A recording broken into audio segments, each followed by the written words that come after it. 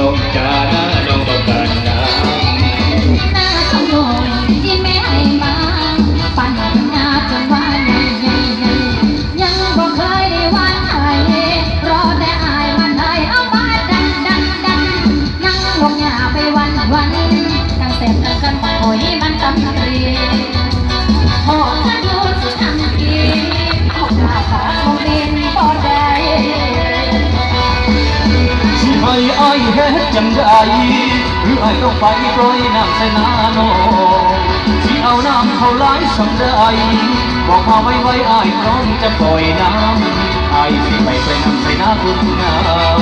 น้ำเอาแห้งๆพอสิได้น้ำสิได้ขาดน้ำทั้งนาตามฤดู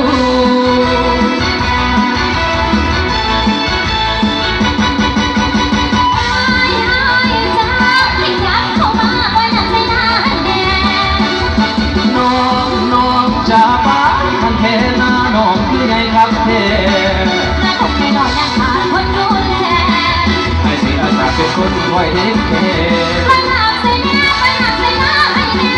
ปล่อยน้ำใส่แท้ปล่อยน้ำใส่น้าน้องแน่จ้า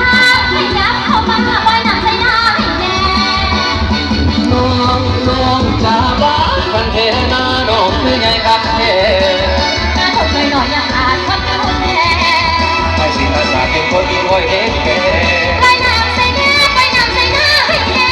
ปล่อยน้ำใส่แท้ปล่อยน้ำใส่น้าน้องแน่ไปน้ำใส่เนื้อปล่อยน้ำใส่น้าน้องแน่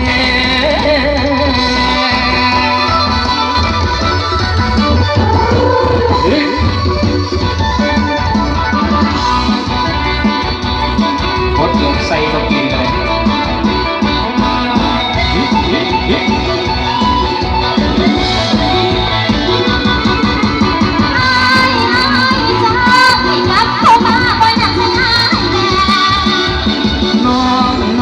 จะบ้ากันเทนาน้องคือยังคำเท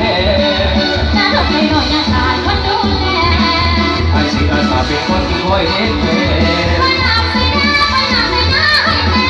ปล่อยน้ำใส่แท้ปล่อยน้ำใส่น้าน้องแน่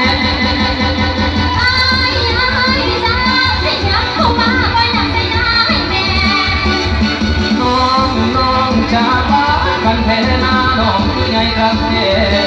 น้าคงไม่น้อยยังขาดคนดูแลไอ้สิอาสาเป็นคนคอยเทคแคร์